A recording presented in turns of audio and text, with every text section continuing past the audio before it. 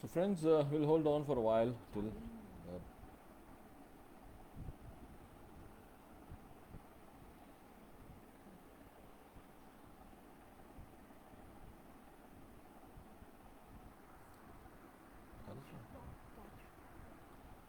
so friends, we'll wait for a while till some more people join in and we can then start our presentation. And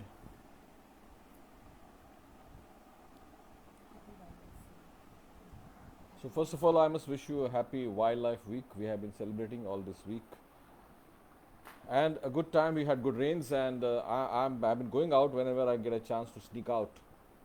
So good wildflowers and lot of activity of insects are taking place now, and birds too are there. And many places where actually people are not going now, there's possibly given a good free hand for the birds to come around, and even the gardens they're coming. So that is possibly we are not frequenting so much, so they are rather undisturbed.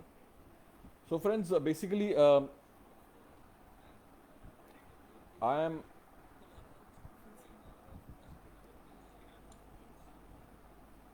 I hope I am. I'll just enlarge this screen.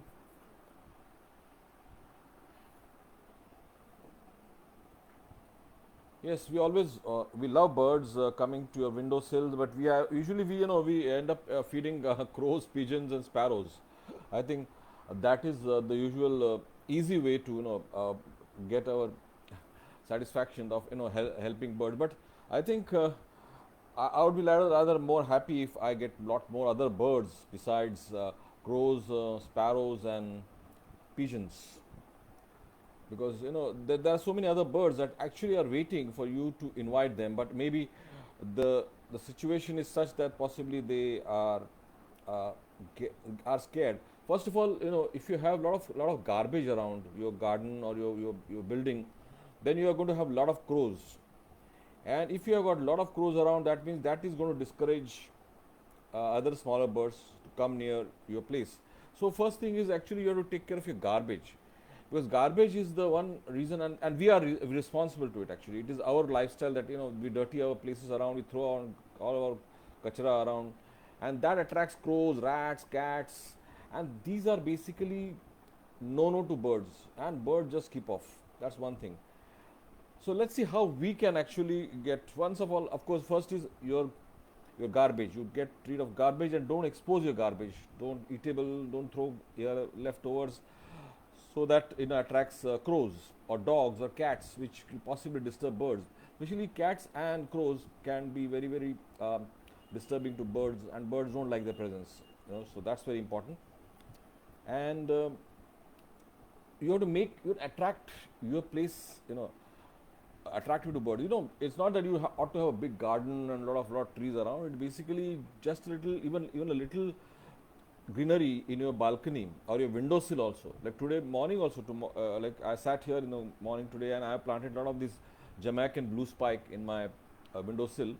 And morning when I get up for my morning chai and I'm having my chai, and that's time when the sunbirds come right on my windowsill. Why? Because I've planted those Jamaican blue spikes, and they're flowering now, and they come for that. Actually, I have planted not for birds, I have planted for butterflies actually, and butterflies come later when the sun is up slightly. But early mornings the sunbirds are there throughout till afternoon. They keep on chirping. It's so nice to feel that presence and the chirping in the windows. They come there and they're quite bold actually. They come. So that is something that you can share to make your your place welcoming to this little feather friends. So let's see how. Of course, we have been having sparrows around, of course, and sparrows, crows, rats, cats. They are commensurate to man. Wherever man goes, these are going to follow you. So they are going to be with you anyway. You like it or you don't like it. But then it depends on how many of them you want around you, because some of them might disturb the other birds.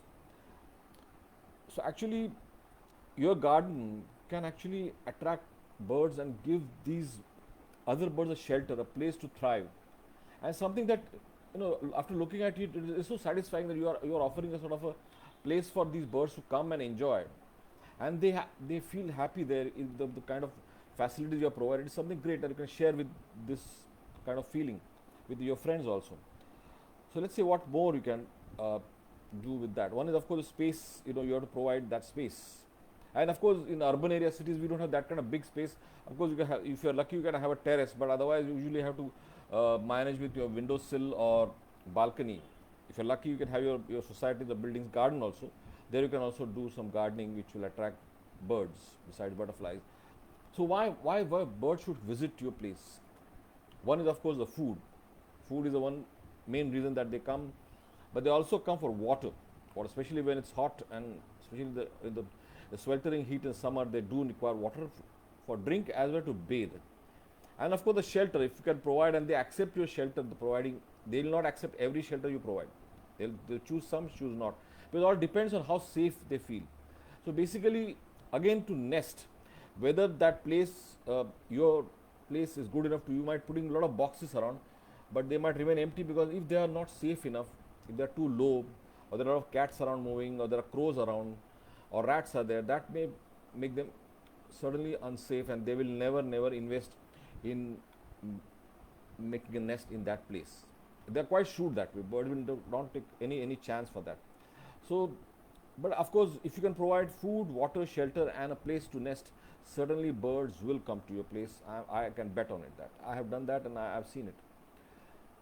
So, of course, as I said that placing a shallow dish. Don't keep a big bucket or a big tub in it. It should be shallow, because they should be able to walk in that water with some pebbles or some flat stones kept. So it should not too deep also. So that's a flattish bowl you keep with little stones in it so they can perch on the bowl and take bath. That's one thing. And summer is a time, that's a best time to provide water for drinking as well as bathing. They love to bathe, and you will be surprised. So many birds would just come for just bathing, nothing else. And then of course you plant fruit trees and flowering trees, because normally whenever we find birds, we give dal, chawal, some grains we throw around. But then you'll be surprised that majority of birds don't eat dal, chawal, and grains. They are fruit eaters, they are insect eaters, they are nectar feeders. So you have to know actually what to eat, and accordingly you have to give the menu. Otherwise, you will not able to attract the other birds other than those dal, chawal walas. So, and of course, if you have a garden or a place where you can, society's place where you can little, normally people when they have all the dry leaves falling, we just sweep them clean and throw it away. But actually, this leaf litter is very important. Of course, it does do good for your soil, and it enriches your garden soil, but also it provides a lot of shelter for other insects, and uh, that provides an attraction to the birds, insect eating birds, to rummage among the dry leaves. So that's very important place. But of course, we prefer clean gardens, and we keep on collecting the leaves and throwing off. So instead of throwing off, we should collect them in one corner, and then you see the magic, how that leaf litter is going to, while it rots and it gets assimilated and it is an excellent place to enrich your soil actually, with worms, earthworms working on it, and also birds coming to that for looking for worms. And then maybe if you can place a lot of logs in your garden, in place where possibly birds will certainly like to perch on it, or even some of them like the Indian robin can nest among that. Or if nothing else, you can actually place some old shoe boxes, or make a wooden boxes, some bird, or you can buy ready-made bird houses and place them at different locations. But remember, all birds don't nest in that kind of boxes actually. Maybe Indian robin can possibly accept that. Sometimes a bulbul might take it, but not all birds. Our birds don't actually. Many of those make nest like cup nesting, like the flycatchers, and even the munias don't prefer this kind of nesting. But some birds like maybe Indian robin can possibly take it, or magpie robin will take it. But not all birds will take a box like that. And it should be sunny place. Allow the sun to come there. A lot of sunny places. Birds love to be in a sunny open spaces. And food, of course, the best way is of course you plant trees with fruiting berries, and flower with a nectar. But if not, you can also provide them actually. You can, plate full of uh, some fruits like papaya, soft bananas, you can provide them, and that will also attract birds. You'll be surprised, some of the birds will slowly, they depends it, they have to trust you first, and you can bring them to your windowsill, to your balcony, slowly, but it takes time. But you can attract them with papayas, with guavas and bananas, soft fruits, to some of the birds like bulbuls, especially they'll come. And if you can, if you have a place or in a windowsill, if you plant some other trees like like mulberry or custard apple, I'll be showing that, which can possibly bear fruits, so guava, that attracts birds naturally. And you know you have to watch these birds and see what actually attracts. Every species has got a special attraction for the food preference, for the insects or nectar or fruits. So then that will depend on what kind of trees are available in your place, and that will bring those species. Maybe if you keep on giving the dal chawal, you'll keep on getting crows, pigeons, and sparrows. But if you have the other kind, then possibly some other surprises will be there for you, certainly. Like coppersmiths. Coppersmiths, you can hear them. When especially the summer starts after February, you'll start that tuk tuk tuk tuk tuk keeps on going, and they are fruit eaters. And especially if you have banyan trees or people trees, figs, or in mulberry also, they come on mulberry also, and they'll be there throughout the day, calling and eating. It's a fun to see them, watching them on the trees. And if you've got the big trees there, especially like copper pod or even gulmohar, dry branches, some of the dry branches, they prefer to nest on it, dig up a hole and make a nest in those dry branches. So that's very important. And this is again a fruit eater, remember. And banyan trees and people trees are the favorite where these figs are eaten by this bird. And parakeets, you will never miss them. They will possibly make their presence felt by their sounds, which are more heard than seen sometimes. Sometimes they are so green, and among the green trees, difficult to locate except their nice red beak, if you can.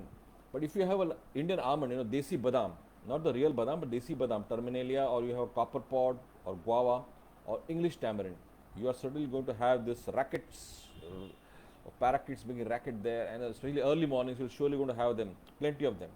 And of course, you can artificially start feeding them with grains also, like sunflower seeds. They love sunflower seeds, and even rice, soaked rice. They like that way. But fruits like guava, chilies, and custard apples, they prefer that. And then the larger cousin of the parakeet is, of course, the larger Alexandrian parakeet, and that also comes on the same trees. And English tamarind seems to be the very preferred tree for this large cousin of the rose ring parakeet. And this also can be very confiding. Actually, some places I've seen comes very close, and you can usually feed them with your hand.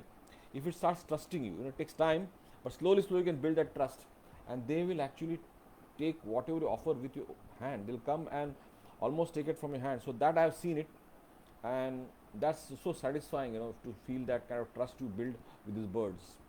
And koel of course is more heard than seen, but they also are very good. They eat caterpillars also in your garden. If you have a lot of plants, they'll keep your garden free of caterpillars, free of pests.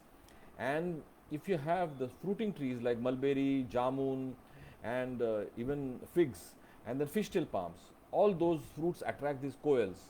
And when it's the springtime, the males, you'll hear them consistently singing the songs so popularly. Of course, the females will make the racket that is quite harsh, and they always been they'll be looking for the crow's nest to quietly lay their eggs in that crow's nest. That's the only bird that can possibly fool a really smart crow.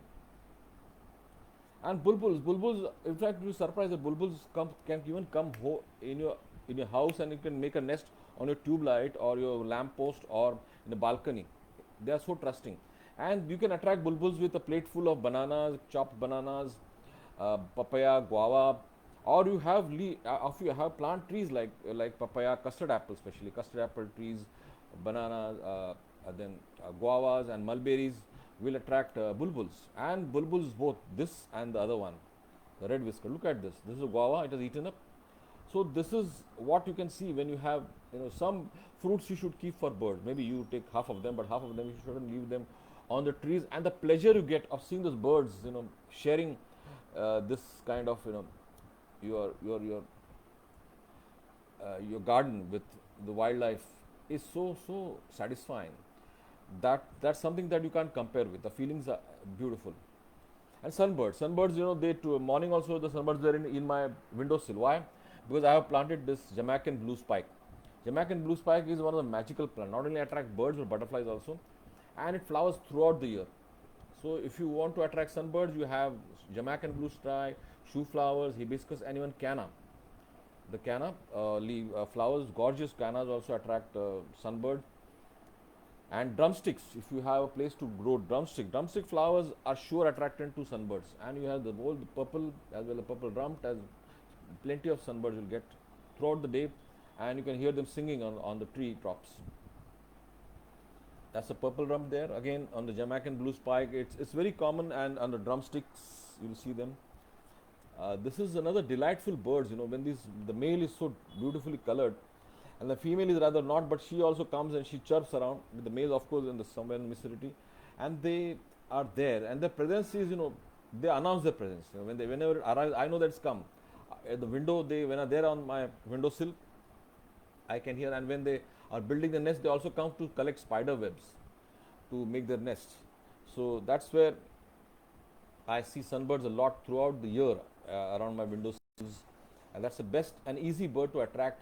And sometimes they usually prefer to nest around where the human presence is there. Usually around where you're walking, your walking paths or near windows, where you have a trellis, you have planted a creeper or a climber.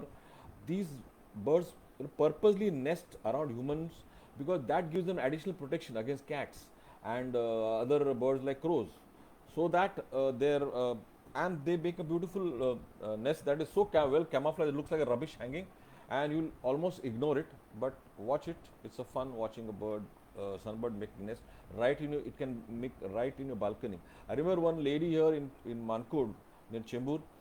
That bird had nested on her clothesline on the balcony, and then this bird started getting harassed by the crows, and this lady used to sit with a stick almost full day to ward off the crows, and she ensured that the birds were safe, and finally the birds fledged. So that is what I have seen people, it's such a nice feeling to see this kind of love people develop for their feathered friends. And of course, flower pickers are very specialized birds. You ought to have a lot of wild trees around where you have the mistletoe that grows on the some of these trees. And these flower pickers come for the fruits, and they pollinate they pollinate the flowers also. Besides sunbirds, the flower pickers are also there. And of course, this is another cute bird, the white eye. It's a small cute bird, and it comes for fruits. Uh, I've seen in the around the creek area where we have this Salvadora. Salvadora when it flowers in the winter. A lot of other birds come there, but this is there on the Salvadora, and even it comes on the Jamaican blue spike, and it comes on the flame bush. Flame bush is like a Hamelia, but it's more wild, and it comes on Hamelia also. So that's the best way to attract this very beautiful, pretty little bird in your garden. This is possibly the commonest bird we have in the gardens, and its presence is felt by the melodious song it gives, especially in the springtime. February onward, you'll start hearing the male sitting on top of a tree or a building, and belting out his beautiful melodious songs. And these are the birds which possibly, if you offer a box, a wooden box, or a place to hide among the trees also, if there are a lot of logs kept among the tree tops, they'll possibly nest in that. So, but they are basically insect eaters. So they usually go for if you have a garbage dump or some places where you put your trash, they'll possibly visit that. But they are very conspicuous, and they are very confiding also. They will come near you. They'll trusting you. So try to possibly uh, uh, put up some boxes with holes in it, and they will certainly possibly accept it. But it all depends on the bird. Bird has to feel very safe to accept a nest box. And Indian robin, again another pretty bird, very perky bird, is basically with a tail, upright tail. You can see, you can't mistake it. And the female is little duller, but male is always upright. And usually they prefer open areas with pile of bricks or stones lying there. They certainly make or a hole in the wall also, stone walls, they will make their nest. So if you can provide similar habitats to this kind of bird, they will surely come and nest. But of course, they will not come. There are cats or crows around, because that's where these birds will not take risk, because that's, and whenever you're placing a plate of fruits, cut open fruits or water plates, never keep near a bush, because that's a bush where these uh, mongoose or cat can hide in it, in that bush. So keep it in an open place where the birds are feeling safe. They also feel safe. They can see it, somebody coming or somebody going. So they also feel, keep it in an open place, not near a bush or somewhere in where it is in between a lot of plants. Don't do that. Don't hide the uh, fruit plate, or don't keep the bowl of water between a lot of plants. Keep it in the open places. That is very important for their security. Drongo again is another bird which is uh, found more in open areas, and sometimes does visit gardens, and especially lawns and open gardens. It is a good insect eating bird. It will always, if you're mowing your lawn or you're cutting your grasses also, they'll come and follow you, and it follows the cattle also when it's again flushed, insects get flushed. But when the silk cotton and this uh, palash, the flame of the forest is flowering, that's the time to see these birds. And sometimes these birds guard the tree. They don't allow other birds to come near the area, and they will be very territorial and guard these flowering trees. Sometimes they in fact book the trees in advance. Before even the tree starts flowering, they are there already and guarding the tree, and shooing away other birds, as they are called kotwal. Typical, like kotwal is police. So really a policeman. Police is the entire tree, very pugnacious otherwise, but um, and it eats insects basically, but it goes for nectar also. This is another insect eating bird that is preferred if you have an open area, a lot of greenery is there, open area, lawns, and a lot of trees to perch. Then certainly this bird will be seen. Very pretty bird. It's a bird that doesn't make nest on trees, but it's a ground nesting bird. Somewhere in the wall of a ground or a bank, it will make a hole, and or ready-made holes. They'll choose for ready-made holes, and they'll slightly excavate and have their young ones there is. But it will come in the garden basically for the insects. If you have a lot of plants and a lot of greenery around, they certainly come there, and you can watch them how they chase insects in your garden. And tailor bird. Tailor bird is something that you will not miss, and especially in the monsoon time, when the breeding time approaches, tivit, tivit, tivit, tivit goes on incessantly. The males, sometimes males will, even when there's a little shower and little wet leaves, it will take his bath on the wet leaves. Little those drops fallen on the leaves are good enough for the male or the birds to take bath. And males are sometimes quite territorial, and they'll soon establish territory and possibly choose a plant also with a broad leaf. If you have possibly those dumb canes or aglonema or Dieffenbachia, those broad-leaved show plants, they will prefer that, or even a musanda. If you have musanda, they will possibly stitch the leaves and make a nice nest there. But of course, you have to be careful of that it is isolated. Isolated in a sense is hidden and away from the predators, because that's important, because snakes, cats or mongoose can possibly take the toll of these birds, because their nests are usually very low and very accessible, but they are well hidden, and the birds also are extremely careful in not, they will never give any clues that they are nesting there. They are so clever. It's so good to watch them, that the way that they kind of divert your attention of not going to the place where they actually they raise their young ones. It's amazing. And of course, the fan-throated, this white-throated, the fantail. Fantail is another beautiful bird, and it prefers the bamboos and open branches to nest. It will make its own nest. Of course, not prefer box nest. It's another bird that is not eating dal chawal. They are all basically insectivorous birds. Typical insect-eating birds. So you will be surprised that majority of birds have got specialized, feeding habits. They don't eat dal chawal grains. Grain birds are very few, like munias, sparrows, pigeons, but rest are a lot of birds are eating. And these insect-eating birds, if you have you in the garden, actually they will control your pest also on your plants, and so you don't have to use pesticide technically. So that's very important. They'll control all the pest population in your garden and farm. So encouraging these birds around your garden or farms actually helps you to control the insect population in your farm or garden. So that's very important. And these are 100% insectivorous birds. So it's always good to have them around and keep a check on the pest in your garden and farms. Ashiprina is another beautiful bird, just like tailor bird. It's almost a cousin of the tailor bird, and almost stitches a nest like that only. it also prefers the sort of thickets. Usually if you go to good hedges, a lot of people actually, when they have their houses built or the farmhouses built, they put a chain link fence, instead of, or they put a wall. Of course, it's good to have a wall, but some places you should leave for hedges. Hedges are very important. Or a build inside the wall also. You can have a hedges. Thick hedges actually encourage birds to nest. So birds like these Ashiprinias, you know, or tiller bird actually prefer this kind of places to nest and to forage also, where they get their insects. So hedges are actually disappearing and chain link fence and walls are coming up, and that is what this major habitat has been lost because the hedges are going. If you earlier there was a practice of having just a barbed wire and we had a lot of hedges around, and these hedges was a home for several birds around your houses actually, but that is going slowly. And of course silver bill. If you have any of these, you can grow millets actually. You can buy millets from the pet shop and you can sow them around in your pots and your place in garden and grow millets.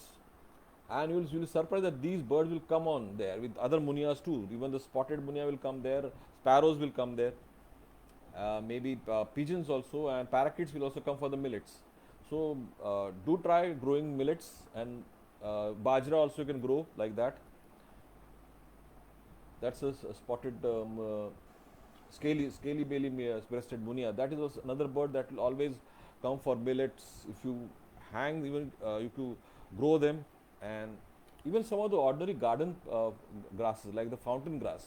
The fountain grass is very easy to grow actually. It's not the grain is not edible, but you have to buy the plant from the nursery, the fountain grass, and that attracts this scaly breasted munias for the seeds. And it's very hardy plant, the fountain grass, and certainly attract the munias for feeding on the seeds. Myna is again another omnivore, basically, and very very loud always. The first possibly, if the crows are less, you'll see her mynas there, and they will loud enough to wake you up sometimes in the morning. And they prefer to nest sometimes in the boxes, especially the electricity boxes. Sometimes they'll nest in the pipes. So if you provide such kind of pipes and boxes, you will possibly encourage these birds to nest within your garden. And they are omnivorous actually. They feed everything: insects, fruits, berries. And if you keep a papaya, keep a banana, a guava, they will come and feed. And even boiled rice they'll eat. So these are the very friendly birds, and they will soon start trusting you once you win their trust. That is very important. Be slow. Don't make sudden movements. Don't call loudly in front of them. Move very slowly, and don't stare at them constantly. Look away when they are feeding or something. So that actually makes them little less threatened. Oriole is again a bonus actually. It comes on lantana many times to feed on the berries, or even the mulberries will come and feed on the berries, and it feeds on insects also. It will catch a live big caterpillars also from your garden. But that's again, it's a migrant, and if you always see it usually on the treetops, your jamun trees, you certainly have these, or even pongam, karanj is another good tree to attract this kind of birds. So that's always a bonus if you see a oriole in your garden. I always wait for it. Sometimes I'm lucky. And this guy is just a walker. Is neither earlier it was called a crow pheasant, the greater kukul or the other kukul. They're called a crow pheasant. It's neither a crow neither a pheasant. It's basically a quail, and that prefers to walk and the fly. And usually, if you have good hedges, a lot of thicket around, and you'll certainly see this, or you'll be heard at least. You can't miss the typical um, booming call of this kukul in the mornings. And they prefer to walk, and they'll eat everything, right from worms, snakes, lizards, bird eggs, bird young ones. It will spare nothing, and it will rather be walking around than flying in the hedges. Quietly, you see a large bird walking, and this is the kukul. That's a walker of the morning, the morning walker. Now let's see what are kind of trees you can have around. If you are possibly buying a property or a land, or trying to build a house or a farmhouse, or you have already have a garden, or already have a bungalow or a house, or even a society garden in a building, you can plant some of these trees which attract birds, like flame of the forest, palash, or red silk cotton. These are all some of these trees will not readily be available in the nurseries, because nurseries will rather keep a gulmohar but not a flame of the forest or silk cotton. So you'll have to possibly look out for the saplings or collect the seeds in the around your wild places around your houses. And the coral tree also. Coral tree you can possibly grow by cuttings also. But recently coral tree has been heavily infested with galls actually. But coral trees, by seeds also you can grow them, and by cuttings also. And then you have this Spanish cherry. It's also another attractive, very sweet fruits it gives, and you can also eat it. But birds also love it. And then comes the kadam. Kadam tree is a very tall, handsome tree that also attracts a lot of birds and butterflies there, and possibly some of the birds can even nest there. Banyan tree is another place which is very full of activity. It is full of activity with insects, birds, and especially the fruit eaters like the barbets and the bulbuls and the quails. And this is always a busy tree. You'll never be disappointed with this tree. Of course, it is a slow grower, but it takes its own sweet time. But when it grown, it is really a host to so many birds and other wildlife. And Karanj is another hardy tree, very easy to grow actually. It's very easy to grow, and this is another tree which attracts a lot of insects also. And when it flowers, profusely it flowers, and that attracts a lot of insects and butterflies, and birds also come there to eat insects. Jamun is another tree. Jamun is another tree which will of course we also love jamun, and jamun is certainly is getting rarer. But that tree, if you have in a garden, that will certainly attract a lot of birds and a lot of other insects also. Indian almond, Desi Badam, is another easy to grow tree. You can grow from the seeds also, you can buy them from the nursery also. Nurseries always have this Desi Badam stocked in, and that is very good for attracting parakeets. Certainly, parakeets will certainly love to feed on those uh, fruits. Even you can have the fruits too, and have that badam. That is not really the real badam almond, but it resembles the badam. And of course, guava. Guava is another very easy to grow, and you can grow from seeds. You can buy ready-made from the nurseries. And this tree is not a big tree; it's a small tree, and that will certainly attract a lot of birds, from bulbuls, parakeets, and the night even the bats will come there. So that's another interesting tree that you should always have. And of course, when you are hungry, you can also little pluck some guavas if you want to. So that's how you can really enjoy the gardening with wildlife. If you And that makes happy gardener too. And there are shrubs also beside now tree. Let's see which are the shrubs. Shrubs like lantana. Lantana is of course uh, they call it invasive, but today lantana is not that invasive, not invasive as before it was. It has come to a peak period. It has come to it has come it has come it has peaked it. There are other more aggressive plant like Michiana and Eupatorium that is more aggressive uh, than lantana. And lantana has got the berries are there where even the children eat those berries. I have eaten that, and that will attract birds, and the flowers attract butterflies, and even the birds the sunbirds come for the nectar. Mulberry is another tree that you can grow by cuttings. It's not tree actually, it's bushy actually. It's more of a bush, but it's a small tree. It can allow to grow, and that can also attract a lot of birds. And the berries are delicious. I have eaten them, and it attracts barbets, bulbuls, and several other birds too for the fruiting birds. Flame, the fire bush actually, it's more of a wild plant which usually grows on the Western Ghats. You'll see them flowering. Sometimes you get them in the nurseries, and you can buy and plant them, but difficult to. But you can possibly propagate it with cuttings and grow them, and that's a sure when it flowers profusely, it attracts right from leaf birds to sunbirds. Then we have the axora. Axora is another plant which attracts a lot of sunbirds, and it flowers throughout the year and very easy to grow with cuttings. And the hibiscus also attracts a lot of sunbirds. Again, an easy plant to grow by cuttings. Karonda, or this is the garden variety of Karonda, also attracts some of the species of birds. And then we have the giant milkweed. Giant milkweed is a wild plant, but if you have it in the garden, that will also bring a lot of birds, like sunbirds especially. Sunbirds come for the nectar, and there are butterflies will come for laying eggs on the leaves. The Indian screw bush, the helictris, is a medicinal plant, of course, but it does the tubular orange flowers attract lot of nectar-seeking birds. So this is another very attractive bush and looks nice. The bitter hedge plant. Bitter hedge plant is the excellent plant for making hedges, and small bushes also, because it's very hardy, less maintenance, and you can grow by cuttings. Usually for hedges they have been very, they call it kadu mendi also, kadu mendi or kadvi mendi. and bitter. It's bitter taste, and it's usually grows along wild. It grows along as an associate of mangroves, but it is popularly grown as a hedge plant. And when it flowers, the white flowers have profuse nectar in it. It attracts butterflies as well as birds. You'll never fail it. Henna is another plant which is a very interesting plant which attracts a lot of insects and birds too, which is very and it also is become thick and little thorny. So it does attract some birds to nest in it, in the thicket of this henna bush. And of course, source of water. Source of water is very important in your garden. As I said, that water, the bird bath. Of course, this the illustration is not a bird bath. This is a small pond, yes, but there is another in the small in the corner in the top right. There is a small flat. That should be the ideal height of a bird bath. Not too deep, and the bird should not sink in it. It should be just you can walk in that water, and possibly put some flat stones or pebbles, so it doesn't feel threatened.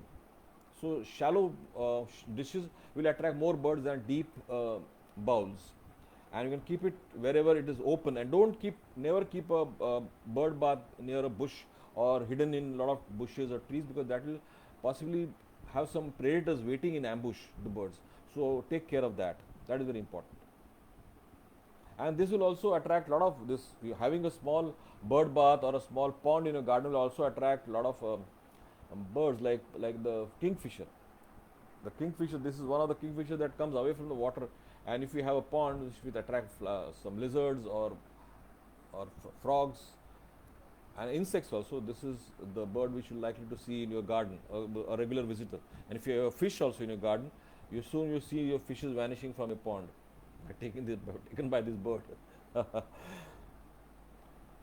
So basically, why will birds will create? Because bird will come to you because you are offering them some shelter and a safe nesting places. So here are some other places like trees. Of course, a dense canopy will certainly attract lot of birds to nest there, and also to seek shelter. But of course, as you know that birds don't build their nest for shelters. Actually, they roost separately. Nesting is only to bring up their young ones, and once the young ones grow up fledged, the nest is of no use. So they don't stay like us. We stay in our house. They don't stay that way. They use the nest, or they build only to raise their young ones. And then there are other places like you have shrubberies, and you have even a dead tree. If it's standing, don't cut it off. You can put it some dangerous branches, you can cut it off, but some of the main bole you can keep it, because a dead tree also has got a lot of insect activity and attracts a lot of birds like woodpecker. Even the dead branch will possibly attract a barbet to nest in it. So don't cut off all the dead branches. If the branches are safe enough, they're dried, keep them. And because some of the birds like barbets and woodpeckers prefer that kind of tree to find their food as well as nesting. So very important. Don't remove the dead trees. And of course, different shrubbery and some birds prefer open gardens, open lawns like hoopoe. If you have a beautiful lawn, you're certainly going to have this hoopoe visiting you, or a wagtail coming there, because these are the birds which not roost on the trees, but they prefer the open lawn. And if you have a nice lawn there, they certainly visit there and looking for worms and digging up the grubs from your garden. So that's how you can, you're providing different niches to different species of birds, and different species you know have these different niches. If that matches, you'll have this kind of different visitors in your garden.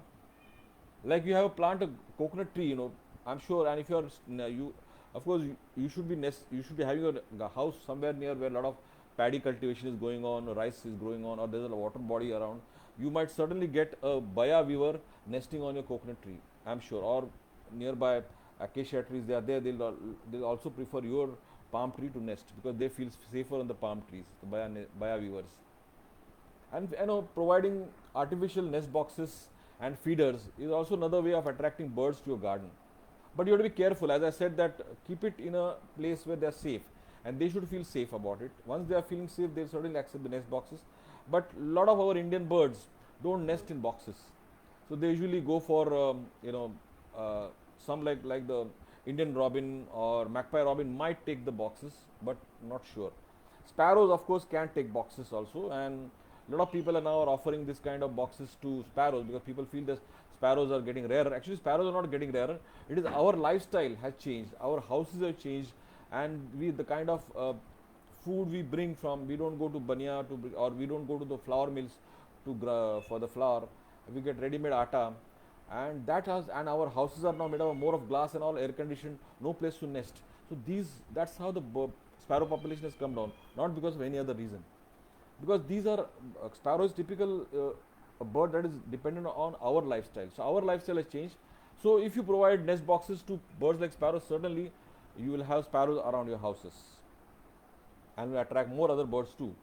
And of course, you need to maintain also. If you have a garden or a plants, you're looking after some tree, you have planted some plants and trees to attract birds. You need to keep on maintaining the topsoil, and then hoeing them and looking after them, watering them, and spraying them with water, dust free. So that will possibly, the healthy garden will attract a lot of birds. They also can sense it, and they will certainly visit your garden if your garden is well maintained. And friends, pesticides, yes, no to pesticides, because pesticides actually is bad, not even for it. Basically, is more harmful to us, but is also harmful to, because we are spraying pesticides left and right, because we want that our garden should not be eaten by a pest. But you'll be surprised that these pesticides remain in these plants, and especially if it's a kitchen garden or something we are eating from the garden, then that pesticides actually we are getting it. If Because this pesticide which is spray on these fruits and other edible produce of the garden remains, the poison remains in those fruits, and when we eat those fruits we get it. So friends, and if you spray pesticides, that will kill a lot of insects which otherwise is a food for birds. And if no food available, why the birds will come to your garden? So avoid pests. Use pesticides which are eco-friendly and safe, that with like a spray of soap or tobacco water is safer enough and not toxic to us and the birds. So thank you friends, that was just to tell you something which I love doing it. I have a garden right on my windowsill. In the morning when I have chai, I have my birds visiting me, and they sing for me whenever I'm getting ready to go out. And if you have a nice place, especially for, if you have a nice garden, you're lucky, well, you can plan it, or a terrace garden, or, but if you don't have just a balcony or just have a windowsill, try it, and I'm sure the birds will come.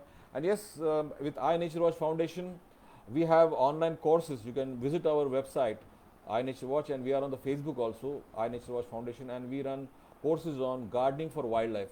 It will help you to actually attract. This course is a 6 week course which will tell you how to actually develop your garden to attract wildlife, just not birds, butterflies, but even snakes, reptiles, and other amphibians also. So that's how you can actually, you will be surprised, some of our students have actually been practicing this gardening for wildlife course, and when they're building their developing their own garden, they usually use this our course to develop their garden, and they were so successful that sometimes they come as now a faculty in our courses to tell their experience and how they build their own garden for wildlife. So do join. Thank you so much, and see you again. Thank you. Enjoy your wildlife week.